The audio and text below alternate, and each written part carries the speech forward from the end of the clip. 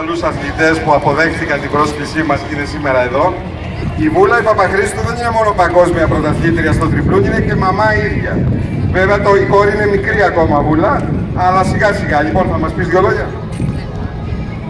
Καλησπέρα και από εμένα. Όπως ανέφερα και πρώτος, εγώ είμαι η Βούλα Παπαχρήστου. Κάνω άλμα τριπλούν και άλμα σε μήκος. Βρίσκομαι εδώ για να σας παρακολουθήσω σήμερα και ό,τι χρειαστείτε από μένα να με ρωτήσετε. Η δική μου γνώμη είναι να είστε πάρα πολύ καλοί μαθητές πρώτα απ' όλα, να γίνετε πάρα πολύ καλοί ως άνθρωποι και η εξέλιξη στον αθλητισμό σίγουρα και αυτή θα είναι πάρα πολύ καλή. Αυτά, ευχαριστώ. Ευχαριστούμε, Βούλα.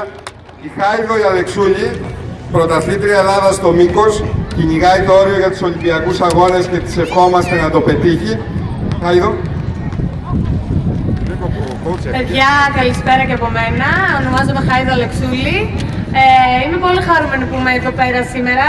Εγώ αυτό το πρόγραμμα το έχω παρακολουθήσει και στην πόλη μου, τη Λάρισα, και ήμουνα κοντά στα παιδιά και ξέρω ότι το αγαπάτε πολύ και σας ευχαριστώ. Θα συμφωνήσω με τη συναθλήτριά μου ότι πρέπει πρώτα να κοιτάμε τα μαθήματά μας και μέσα από τον αθλητισμό να γίνουμε ακόμη καλύτεροι άνθρωποι και τα πάντα.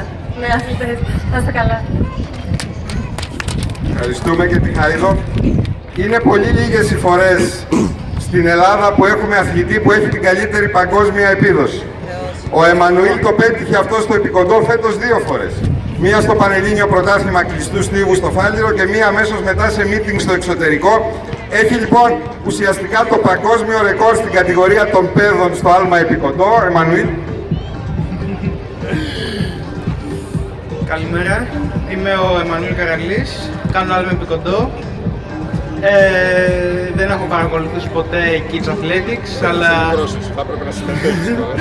αλλά τώρα που θα σας δω θα σας χαρώ και ό,τι απορίες έχετε εδώ. Ευχαριστώ. Ευχαριστούμε πάρα πολύ και τον κύριο Παναγόπουλο και τους τρισαθλητές. Θα μας βοηθήσουν οι τρισαθλητές, μην νομίζω ότι θα φύγουν, θα μας δούνε κιόλας.